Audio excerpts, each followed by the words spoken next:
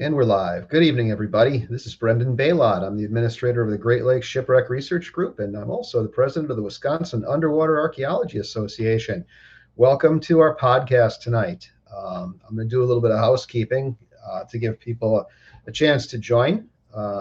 We have a very special guest tonight, as I advertised, who's going to be with us at the Ghost Ships Festival on March 1st. We're very pleased to have the legendary Great Lakes storyteller, songwriter, and performer Lee Murdock with us. Welcome, Lee.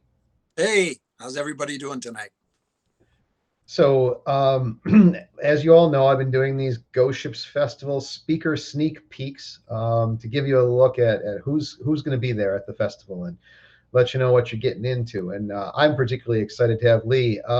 Lee and I have known each other, I don't know, for several years. I think we met through the Ghost Ships Festival originally many years ago. And we happened to be hanging out at the conference, the Association for Great Lakes Maritime History in Ludington. I think it was a year ago in September. And I said, hey, I think we might be starting the Ghost Ships Festival again. Would that be something that you might be willing to come up for? And Lee thought it was going to be, that he might be able to make it, right? Love to. Yeah. Looking forward to it. So we're very happy to have Lee. I've been a big fan of Lee's music, and also because it connects two parts of my life that I really enjoy. And I myself play a little guitar and really enjoy Lee's style of music.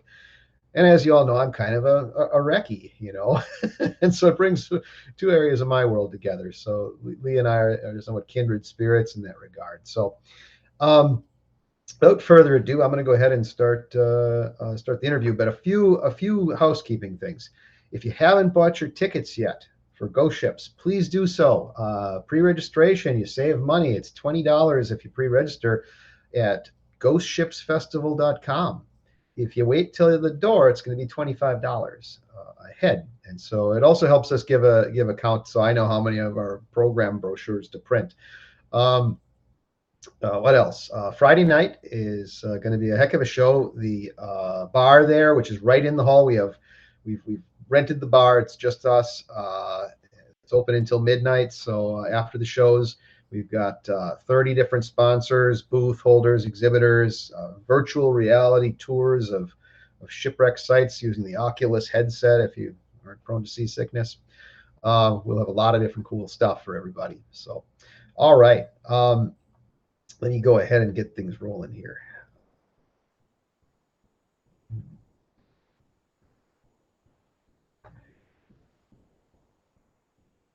Just bear with me.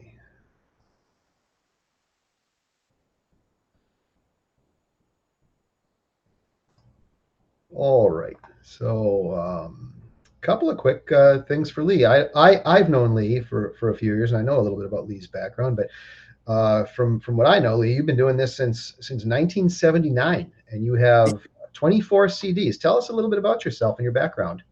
Well, I started out learning how to play the guitar on my own as a youngster, about 11.5. And then I went away to college, thought I played guitar really good, understood that when I got there were a lot of great players. And I just kept, instead of just putting it down, I just kept learning and learning from other folks. And I liked the popular music of the day, but I also, from when I was young, I liked the story songs a lot. And so that's really dovetails into what you would call folk music. They have a lot of story songs like Tom Dooley, that type of thing. And so I had certainly Kingston Trio was an important influence early on. But then I decided, instead of pursuing my degree, the discipline that I had studied in college, which was earth science, geology, I decided to take a few years off and try it in the folk music world. And I sang all different types of folk songs, not only songs from the Appalachian Mountains and cowboy songs and blues, ragtime music, but also songs of the sea. And came across a few lake ballads in some of the books, one of the books being Folk Songs of North America by Alan Lomax. Called The Red Iron Ore was in that, and I was intrigued. And later on, I came upon a collection of songs that was compiled by a fellow named Ivan Walton. Now, he was a professor at the University of Michigan. This is about 1990 or so. So I had been a full-time professional musician for about 10 years. And even in 89, I put out an album that had like 5 lake ballads on it. So I was already, so to speak, in over. But this was a whole treasure trove of songs that they hadn't really come across before. And Ivan Walton interviewed tall ship sailors in the 30s, and when they were very, very old. So these guys were sailing in 1870s, 1890s on the schooners.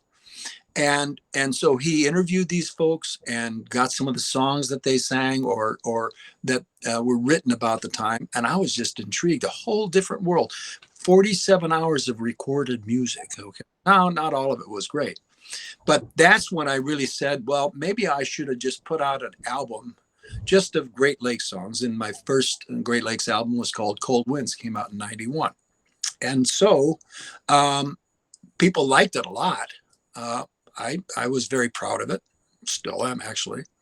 And I had enough songs for another album. So I put out a couple of years later, Safe on the Harbor. And then I had enough songs for another album. And pretty soon I was learning more and more of the songs themselves, but also coming across through historians like Fred Stonehouse and other people in the industry that were writing. William Radigan is a well-known writer. Walter Havighurst came across these interesting stories that didn't really have songs about them. And so I had been writing a few things over the years and started writing these ballads and story songs. And kind of the rest is history. That's kind of the way it's done. And I always mention this, and it's absolutely true. I am so indebted to those folks that, like yourself, Brendan, also, that do the research, because then you're the guy who inspired me musically with the content of the songs, the stories themselves. Lee, I really appreciate you sharing that background. I know a couple of the things where you and I have intersected. One in particular that I really enjoyed is when I wrote the National Register nomination for the Moonlight up on Lake Superior, and I found Ivan Walton's work, the crack schooner Moonlight, when he interviewed the old sailors at the Marine Hospital in Detroit in Chicago it was back in the 30s, and collected that song. And then I became familiar with your work because I sought it out. And then, of course, another one was oh boy, it's slipping my mind now. I know. One of the wrecks that I was looking for back in the 2000s, the early 2000s, up on Lake Superior was the Hudson. And I went out with my old friend Harry Zeich, and we didn't know where it was. We were looking way too shallow. Jerry and Ken ended up finding it. But then Fred Stonehouse wrote that amazing folk story about it, which I believe you interpreted. Yes. Yeah. And that was actually from, and one of the things, the reasons why I liked about that story is these guys were, they sailed out from, I don't know if it was Copper Harbor or Eagle Harbor, and, to haul their nets on a foggy day. And this is what they saw out there, a recreation of this vessel that sank on September 16th, 1901. So it was an amazing confluence of creativity and history. So would you like to hear that? Yeah, sure. Why don't you play us a few bars, Lee? Thanks.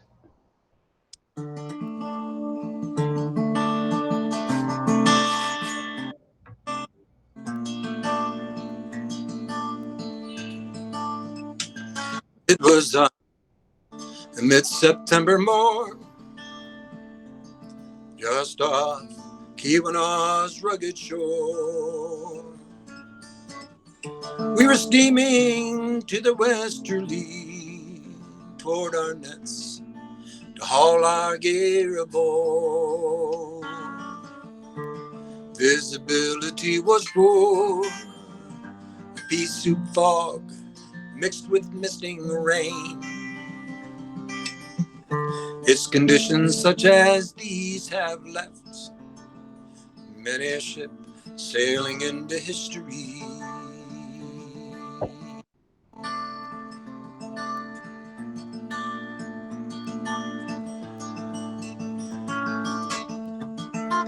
Fog grew thick and dark till it was fog no more, but a looming rusting hulk lay adrift, dead ahead, the direction that we bore. Hard over went the wheel, and we just barely cleared the wreck. Then we slowly circled round her stern and saw her sailing into history. A 300-foot keel settled low in the stern, twin stacks askew and her plates undone. I shouted to the derelict for anyone aboard, just the silence of the sea in response. From our tug, I clambered o'er her rail that was coated in a slimy brown, with hatch covers strewn all about her deck. I felt myself sailing into history.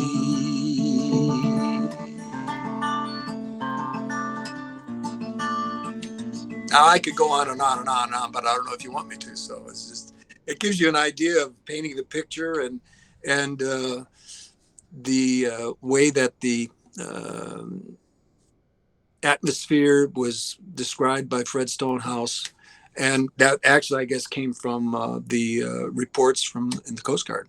So It's a great song and really a haunting, haunting ballad. I remember when I first heard it, and when I read Fred's account, I thought, oh, that's a little hokey. But when I heard your song, it brought a whole different view to it, a whole different life to the event. So it shows what a big difference it makes, sort of reading a historical account versus hearing a song about it. It really gives it a different life and a different tone. Thanks. Yeah, it was a privilege. Sometimes what happens when these songs are written, the writer is kind of there bearing witness to it, and somebody else is just doing the writing. It's coming through you, So that happened with this particular song. Definitely. So one of the things I know that you have done over the course of your career is you have an excellent little book called Lake Rhymes that Yes. I happen to have a copy of. Why don't you tell us a little bit about that? I know that's going to be available at your booth. Sure. Lake Rhymes. Now, originally, I started doing folk songs of the Great Lakes region in Philadelphia. An organization called Philadelphia Folk Song Society did the Philly Folk Festival. They sponsored performers to go into schools. It was called the Odyssey program. And they had me come in the mid 80s. And I said, well, I can do folk songs of the Great Lakes region. Why not? And so after, I did that, and kids enjoyed it. It was the story songs and stuff. And so what we did was we put out a little pamphlet, 46-page pamphlet, with a cassette that we would give to the school, that they could use for, with some study questions and a little bit of glossary and bibliography. Well, and that came out in '89.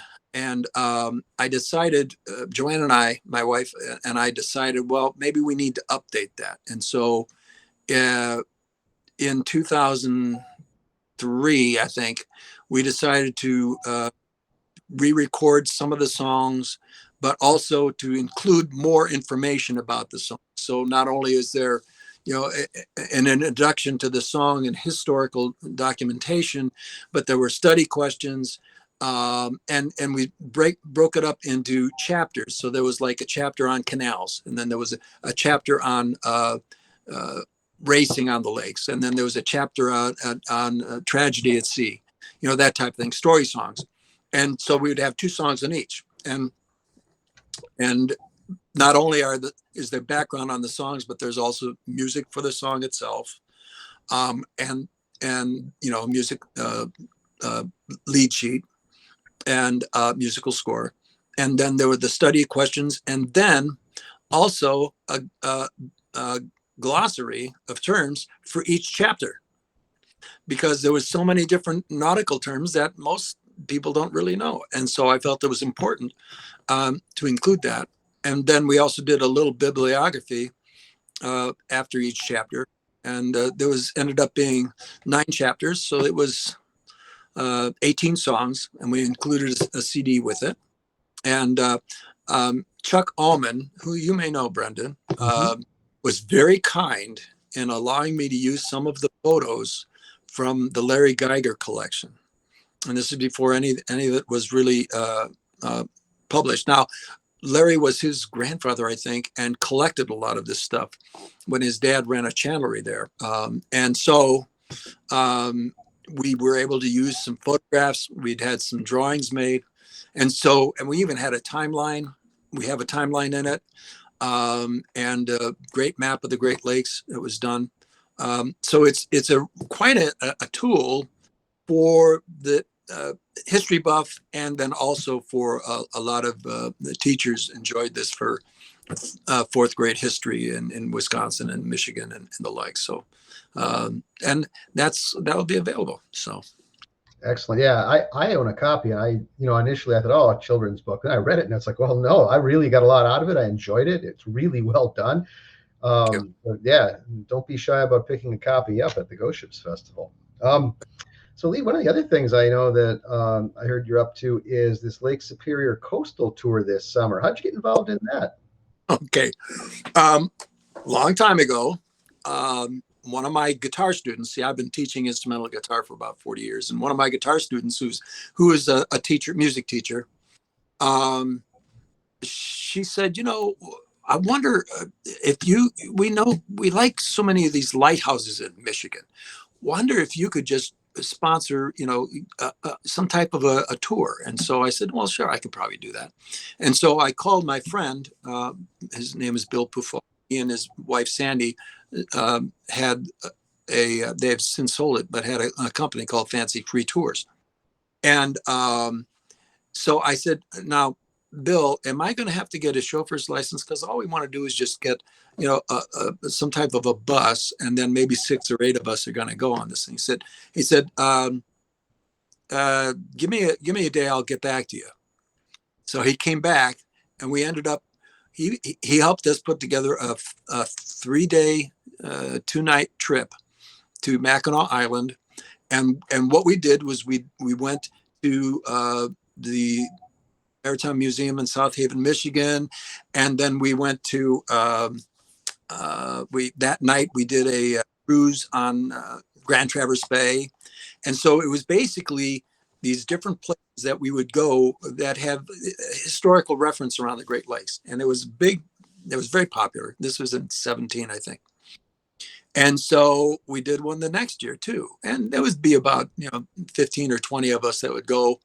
And so we did that one again, but we went over to Bay City instead of along the Lake Michigan shoreline, when Lake Huron, then up Thunder Bay, and then up to the. So it was fun to do that. 3rd year in 19, we went up to Milwaukee and Manitowoc, Green Bay, then went up to Iron Mountain, then went up to Grand Island and Munising, then over to Whitefish Point, and we ended up being on. At the Sioux Locks on Engineers Day. Oh, wow. So that was, and we were stayed at the Ojibwe Hotel, and we're just right there on the locks, and what is interesting is that, there was a bunch of us, I mean, we're all at retirement age, but it was all like, we're on this bus and it's like we were in college again, There was even one time where, one of the there were 3 sisters that came with us, and they come with us on every trip.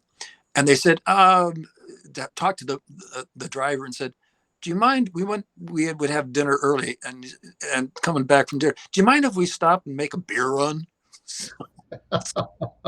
We made a beer run, and then this was at the hotel overlooking Grand Island there in Munising. and gorgeous night. And they had, wine and beer and some snacks and stuff. And I was playing music in the background and talking and that type of thing. It wasn't formal. And so the following year, we had this Lake Superior coastal trip planned. Because of the pandemic, we had to cancel it. And so after a few years, we decided to try it again. And it's not like your typical trip, because what I did was, I'm just going to read a little bit from this. This is what we're going to do on the first day, which is going to be June 17th. First stop will be at the National Mississippi River Museum and Aquarium in Dubuque. Then we're going to go up the river and visit Dave's Guitar Shop in La Crosse. Oh, wow. He has 2,500 guitars in stock, and some of the guitar Hendrix used at Monterey, that type of thing. And then we'll have a nice dinner in Winona, and then we're going to be, so that's the first day. And then the next day, we're going to be going up to Eagle Center in, is it Stillwater, Minnesota? And then head up to Duluth, where we'll be in Duluth for a couple of days. We'll go up to Split Rock Lighthouse. In 2020, we were going to go out to the mine out in Hibbett, the Russ Mahoning mine. But we didn't know if we would be able to do that this time. So it's not scheduled. But and so what I'm trying to explain is this is a trip that we have lots of different things that we do. It's not just, maritime stuff. And if there's something that somebody wants to do and we have time, we're going to do it, because it's kind of what we like to do is discover. And that's what it's about. That sounds really neatly. And this is something that people can sign up for, or is it private or? Yes. And what we can do is, I'm just reading here. Here's a phone number you could make a reservation. 800-421-3330. And that is Legacy Tours.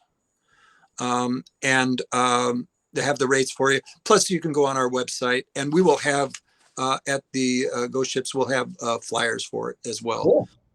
And so, it's Glen Sheen Mansion, Gooseberry Falls, Split Rock, Madeline Island Ferry, and the Apostle Islands Cruise, EAA Aviation Museum, Hurricane Marsh, and Milwaukee Art Museum. Those are just some of the stops. Wow, sounds like a big agenda. Well, another reason to come to Ghost Ships, get the brochures and sign up for this excellent tour. So, well, Lee, I think we're just about out of time. I really appreciate you coming and doing this. I want to just remind everybody, Lee's got a booth there at Ghost Ships if you want to buy CDs and books, and you won't want to miss his performance. It's going to be at 8 o'clock on Friday night, right after Wayne Lusardi's talk. Should be an excellent evening, and then we're all going to be retiring to the bar for snacks and drinks, and we should have a really fun evening. Again, don't forget to get your pre-registrations in. Go to ghostshipsfestival.com and get those in.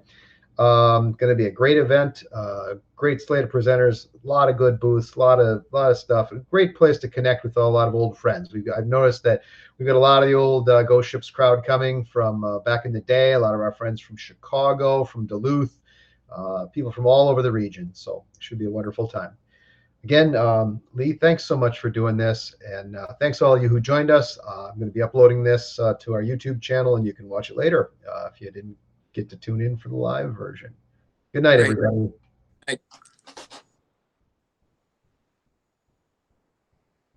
And